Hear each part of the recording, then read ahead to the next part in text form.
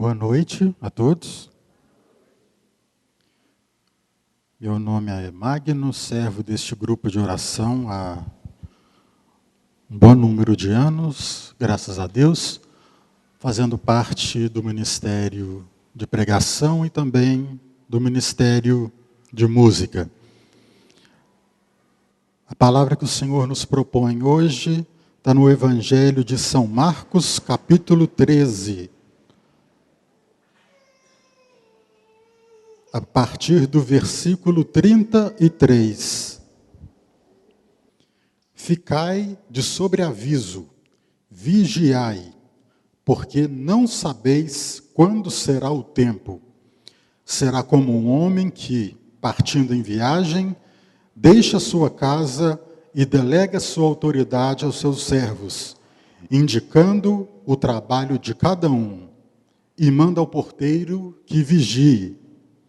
Vigiai, pois, visto que não sabeis quando o Senhor da casa voltará, se à tarde, se à meia-noite, se ao cantar do galo, se pela manhã, para que, vindo de repente, não vos encontre dormindo. O que vos digo, digo a todos, vigiai. Esta é a palavra da salvação. Vamos aplaudir a palavra de Deus.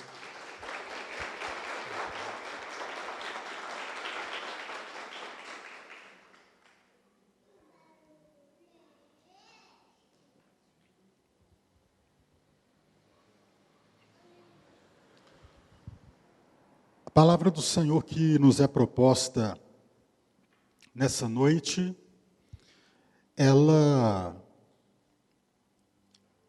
está localizada num trecho onde Jesus falava para os seus apóstolos sobre o juízo final, sobre a volta definitiva dele. Eles não entendiam, não compreendiam como isso se daria. Aí Jesus falou para eles que a volta deles seria precedida de sinais no céu, de guerras, de tumultos e de outras questões, antes que definitivamente ele voltasse junto com seus anjos por entre as nuvens, cheio de poder e cheio de glória. Então, logo depois que Jesus falou da sua volta, falou do juízo final, é que ele disse isso que nós acabamos de ouvir e que consiste na palavra que nos é proposta para essa noite de hoje. E Jesus já começa dizendo aos seus apóstolos: ficai de sobreaviso. O que é ficar de sobreaviso? É ficar meio que de plantão, ficar em estado de alerta. Muitas pessoas, muitos profissionais trabalham em certos tipos de profissão, em certos tipos de serviço, que a pessoa fica em casa, mas fica em regime de plantão. Aí ela tem que ficar de prontidão para caso, se chamada, ela tenha que comparecer. Ela fica de sobreaviso. Ela já fica previamente pronta para caso, se chamada for, ela esteja rapidamente no trabalho para cumprir o seu dever. Principalmente profissionais da área da saúde, profissionais da área da segurança, trabalham muito com a questão de sobreaviso. E não é à toa que, por sinal, são duas das áreas mais delicadas, mais essenciais, mais básicas da sociedade, porque é preciso que o tempo todo as engrenagens da segurança e da saúde estejam sendo movidas, porque o povo não pode ficar sem segurança e não pode ficar sem saúde, ao menos em tese deveria ser assim. Por isso que os profissionais, mesmo em casa, talvez ficam de plantão, ficam de sobreaviso. É exatamente esse o sentido que Jesus quis dizer para seus apóstolos, a primeira coisa que ele disse: ficai de sobre aviso. Ficar de sobre aviso em relação a quê? Ao juízo final, à segunda vinda dele, chamada de parousia. Era sobre isso que Jesus queria que eles ficassem de prontidão, que eles ficassem em estado de alerta.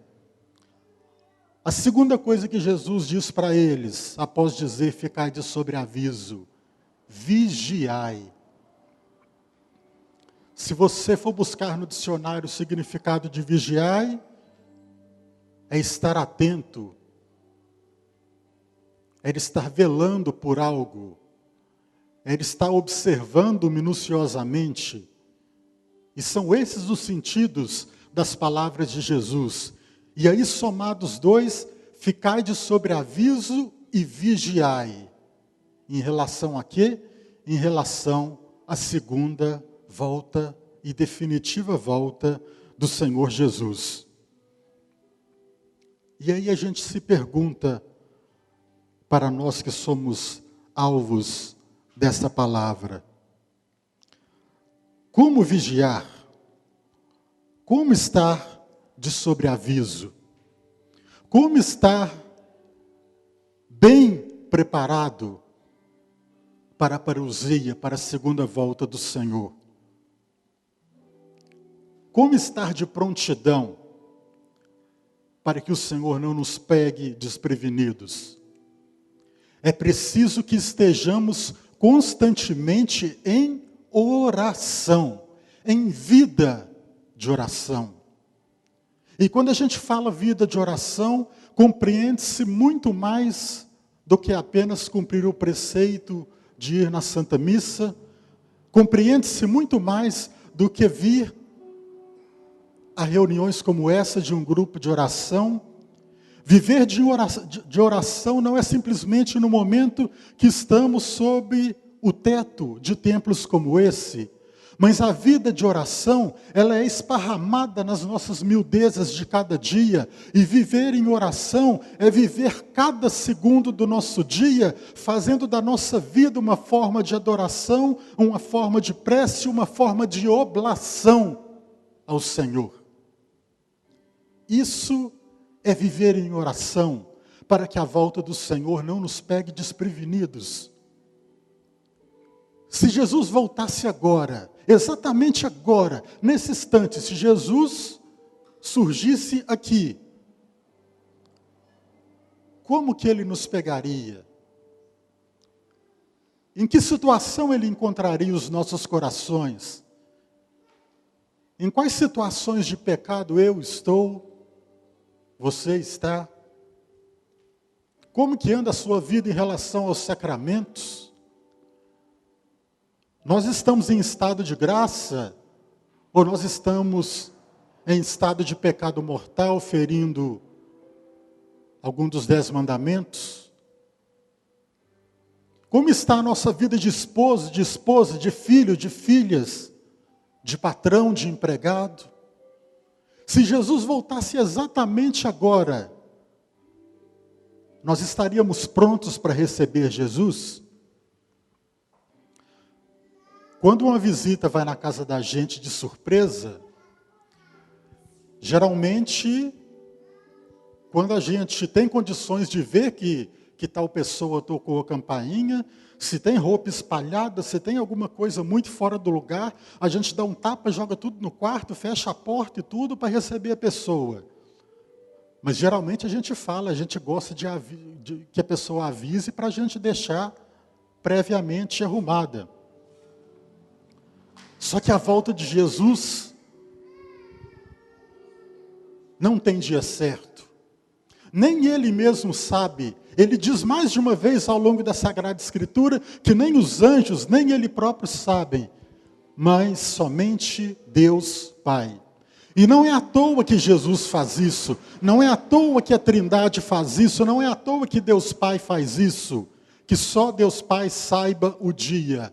Ele faz isso justamente para que estejamos constantemente preparados Porque senão, se a gente soubesse exatamente o dia que Jesus viria, e se Ele fosse nos pegar caminhantes nessa terra, talvez a gente deixaria para viver mais ou menos, para viver uma vida totalmente devassa até algum tempo, e depois a gente começaria a se endireitar e começaria a praticar a palavra de Deus, começaria a praticar obras de caridade, começaria a amar a Deus e aos irmãos. A gente ficaria condicionado àquilo. E o Senhor quer pegar a humanidade de surpresa, não por maldade, mas para a nossa própria santificação, para que Ele nos pegue de prontidão. Pode ser hoje, pode ser amanhã, pode ser durante as nossas vidas, pode ser daqui a séculos, pode ser daqui a milênios, não sabemos. A gente só sabe que o tempo para Deus não é como para nós. Um dia para Deus são como 1000 anos, e 1000 anos para Deus é como um dia só. Por isso que o Senhor nos diz: ficai de sobreaviso e vigiai. E qual é a melhor maneira de estar em vigilância? Estando em oração. E aí eu volto a dizer, oração não é apenas a Santa Missa, oração não é apenas grupo de oração, oração não é apenas a récita do terço ou do rosário nas nossas casas, oração é o conjunto nosso que praticamos no dia a dia. Oração deve ser o conjunto de atos, de palavras, de olhares, de dizeres, de comportamentos, de posturas, que praticamos dia após dia.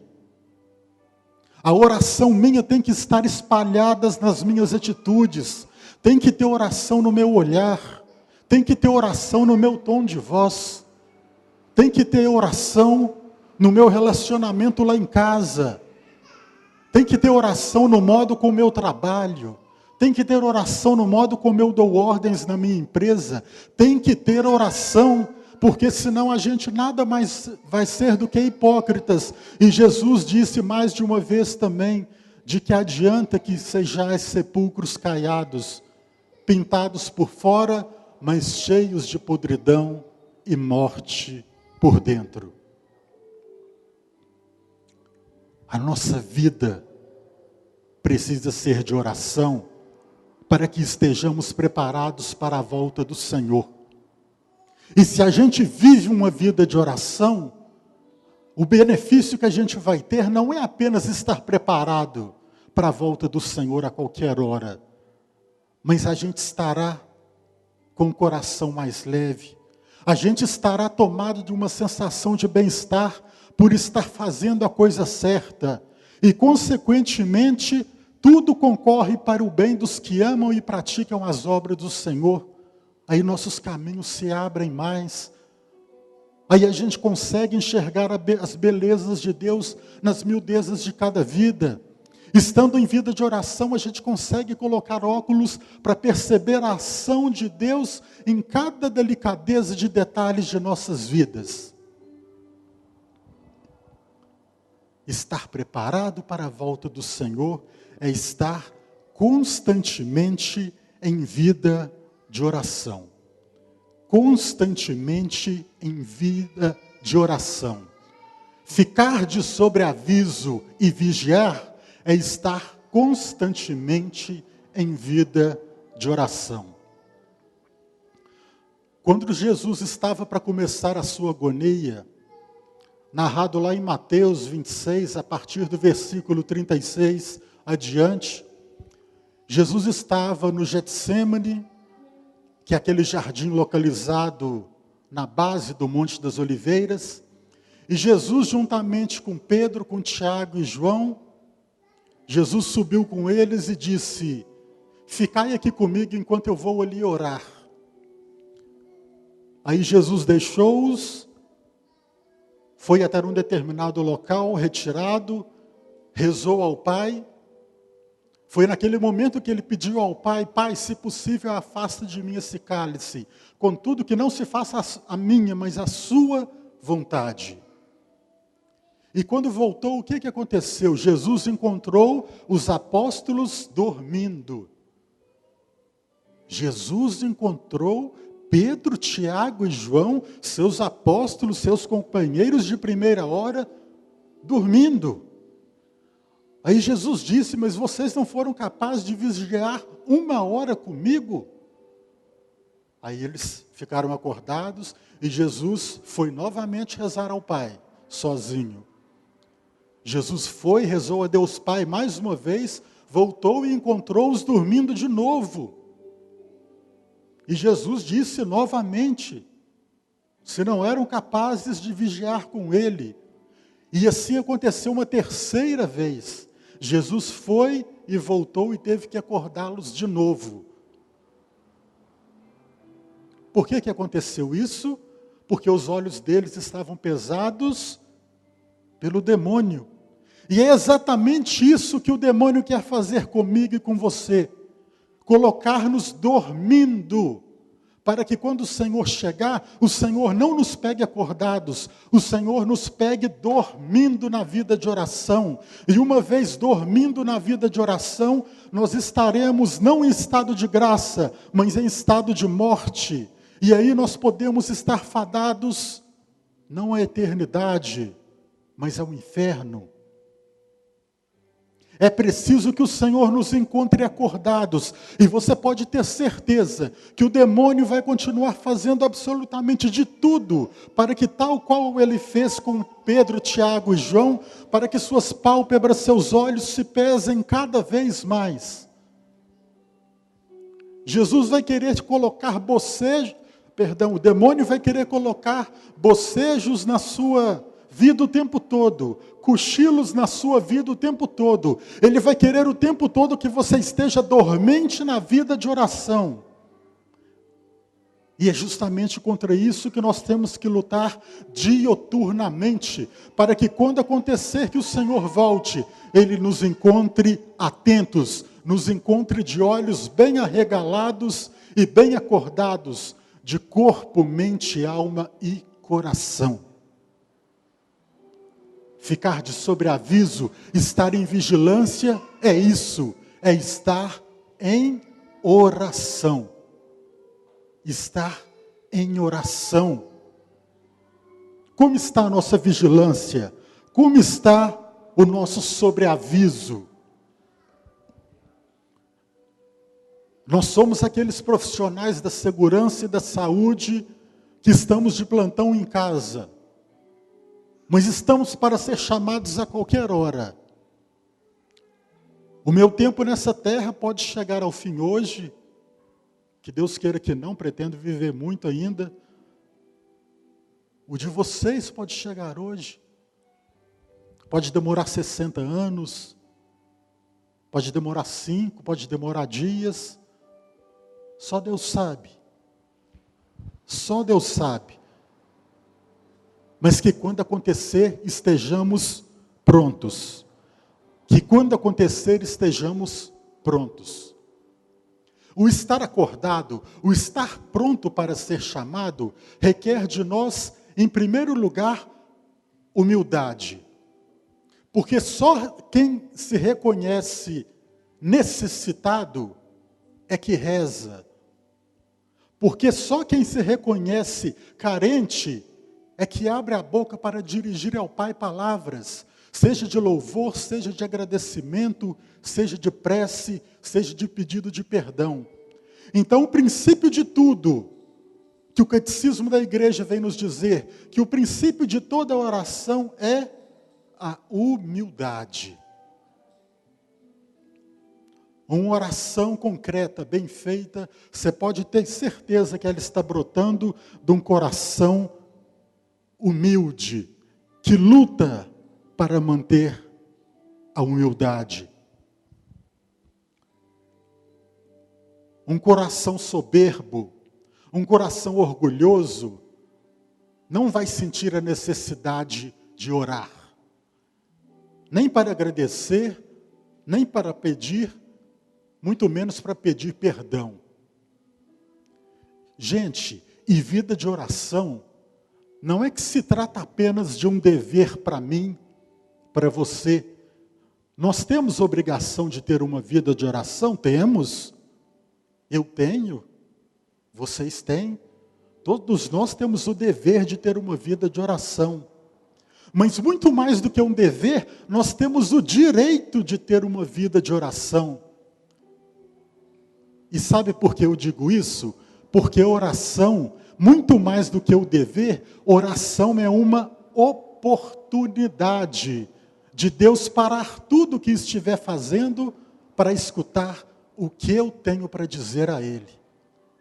Oração é o momento que Deus para o que está fazendo para dedicar aquele momento a uma audiência entre mim e Ele. Olha que maravilha. Muito mais do que um dever, oração é um direito, é um acesso, é um caminho, é um telefone que eu consigo falar com Deus. A Santa Missa, que é uma forma de oração, muito mais do que um dever, é uma oportunidade. Oportunidade de fazer memória, oportunidade de atualizar tudo aquilo que Jesus viveu desde a sua agonia até a sua ressurreição. Participar desse grupo de oração, muito mais do que o dever, é uma oportunidade. Oportunidade de quê? De experimentar a ação do Senhor na sua vida a cada sexta-feira de uma forma diferente. Você já pensou compreender a oração dessa forma? Não como um fardo pesado sobre as suas costas, mas como um caminho, como um acesso, como um canal direto para falar com Deus. Repito, reitero para você gravar bem no seu coração, a oração, muito mais do que um dever, é um direito que Deus dá para você falar com Ele. A oração, muito mais do que uma obrigação, é uma oportunidade que Deus vira para você e fala: meu filho, eu estou aqui para te ouvir, do que você precisa. Deus para nos ouvir. Deus para ouvir nossos louvores, nossos pedidos de bênção, nossos pedidos de perdão, nossos pedidos de filhos. E hoje, a nossa oração, neste grupo de oração, vai ser sobretudo nesse sentido, para que o Espírito Santo venha nos fortificar, para que, pela força da sua bênção, da sua unção, da sua presença em nós, dos seus dons, dos seus frutos, dos seus carismas, consigamos levar uma vida mais orante. Não apenas quando estivermos dentro de um templo, mas lá no nosso local de trabalho, lá na nossa casa, lá no barzinho com amigos, nas nossas relações que estabelecemos ao longo do nosso cotidiano. Que o Espírito Santo venha nos inspirar, venha nos ungir, para que vivamos uma vida orante. E viver uma vida orante é absolutamente impossível sem a presença do Espírito Santo. Porque só quem goza da presença do Espírito Santo em si e do mover do Espírito Santo em si, consegue verdadeiramente estar impulsionado a orar. Porque o orar não parte de mim, o orar parte do próprio Deus, da vontade que o próprio Deus coloque em mim, como que se fosse um imã. E eu sou como se fosse um preguinho atraído ao imã que é Deus. A própria decisão de atrair é de Deus. Ele coloca em mim a necessidade de ir até Ele. E quando eu deixo que as barreiras da minha vida fiquem em segundo plano, para que Deus fique em primeiro plano, aí eu consigo levar uma vida de oração, e consequentemente eu consigo levar uma vida mais de fé, e consequentemente eu consigo levar uma vida mais feliz, e consequentemente eu consigo suportar melhor e aprender nas dificuldades. E com certeza a minha vida de família vai ser melhor, no trabalho vai ser melhor, a minha saúde vai ser melhor, eu vou enxergar mais o agir de Deus na minha vida. Peçamos hoje a fortaleza, que é um dos dons do Espírito Santo, para nos fazer fortes, nas batalhas de cada dia, naqueles dias que as palavras de oração custam a sair da nossa boca, tamanha a nossa aridez, mas rezar sem vontade vale? É claro que vale. Você não toma remédio só o dia que você quer, você toma o que você precisa. Rezar sem gosto vale? Vale. Se você reza e se sente bem, ótimo. Mas se você reza e aquilo brota sem gosto na sua boca, reze dobrado, reze mais ainda, porque pode ter certeza que isso é o inimigo, é o maligno querendo fazer seus olhos e seu coração dormirem. Quando você sentir a falta de vontade, dobre a oração e reze. E pise com Maria e com Jesus na cabeça da serpente, dizendo: ainda que isso saia difícil do meu coração, mas eu vou rezar. Reze na dificuldade, reze na alegria, reze na doença, reze na tristeza, mas reze. Peçamos ao Espírito Santo o dom dele da sabedoria, do discernimento, para entendermos mais, não os porquês de Deus, mas os paraquês de Deus, para entendermos a sua vontade e os seus planos para nós.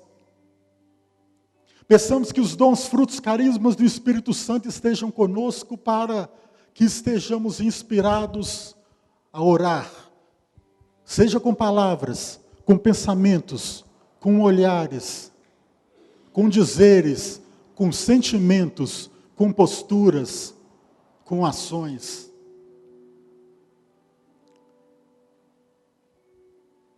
Eu estou aqui pregando para vocês. Mas se eu chegar lá em casa e tiver uma conduta totalmente errônea com a minha esposa, se eu chegar na casa da minha mãe e agir mal com ela, se eu cometer erros, se eu fofocas, más condutas em relação aos meus colegas de trabalho, vale eu ficar falando aqui e estar numa forma de oração falando, sendo que as minhas posturas fora não refletem a presença do Senhor em mim? É lógico que haverão erros, haverão quedas todos os dias, tanto minhas quanto de vocês, mas a luta é para que estejamos sempre evoluindo na nossa vida de oração, para que quem encontrar conosco veja verdadeiramente a presença de Deus em nós, e a nossa presença, o nosso olhar, a nossa palavra, a nossa postura, também ajude o irmão ao nosso lado a orar também. Não faz bem apenas para nós, orar contagia. Já dizia Padre Zezinho numa de suas canções, orar costuma fazer bem, e faz, não apenas para quem ora, mas para quem está do lado de quem ora, para quem está incluído na oração de quem ora. É isso que nós vamos pedir agora ao Espírito Santo. Os apóstolos de Jesus, um dia,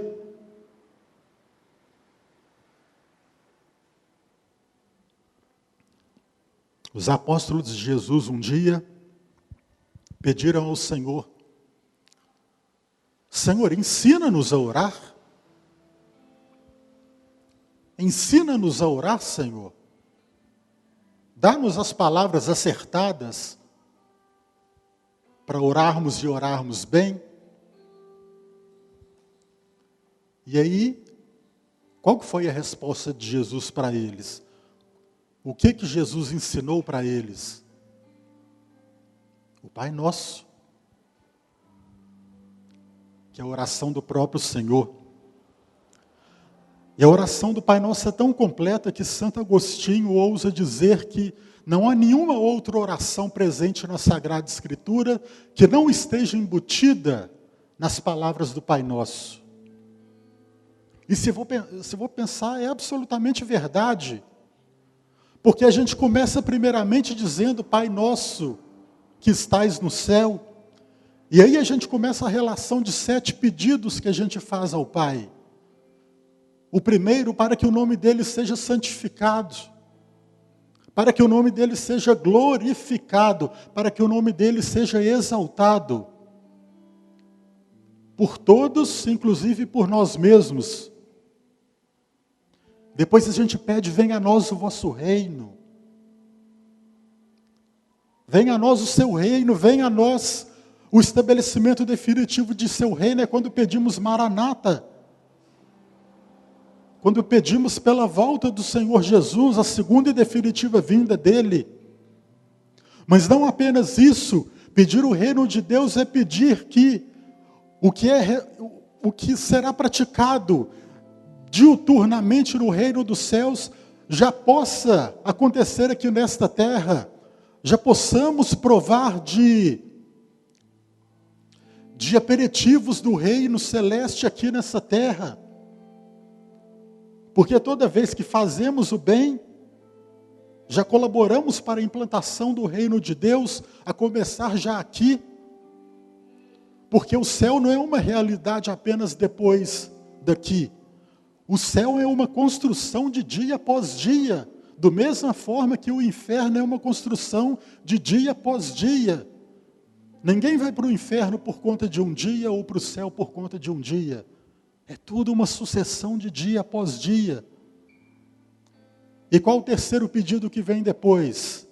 Pai nosso que estais no céu, santificado seja o vosso nome, venha a nós o vosso reino, seja feita a vossa vontade. Tal qual Jesus rezou, que seja feita a vossa vontade, Pai. Ainda que isso me corte o coração, mas eu sei que vai ser melhor para mim. E como que continua a oração? Seja feita a vossa vontade, assim na terra como no céu. E depois começa os 4 últimos pedidos. O pão nosso de cada dia nos dai hoje. O pão nosso tanto no aspecto material, quanto no aspecto espiritual. E o pão, inclusive, o pão da vida que nos alimenta. Na Eucaristia, o pão da palavra. Depois pedimos perdoai as nossas ofensas, assim como perdoamos aos que nos ofendem. E depois como continua? Pode falar mais alto. E não nos deixe cair em tentação. Mantenham-nos acordados, Pai. Mantenham-nos acordados porque o inimigo quer pesar nossos olhos. E o último pedido, qual que é? Mas livrai-nos do mal. Definitivamente é a oração perfeita. É a oração no qual a gente professa no que acreditamos e pedimos o que precisamos e damos o louvor que o nosso Pai merece.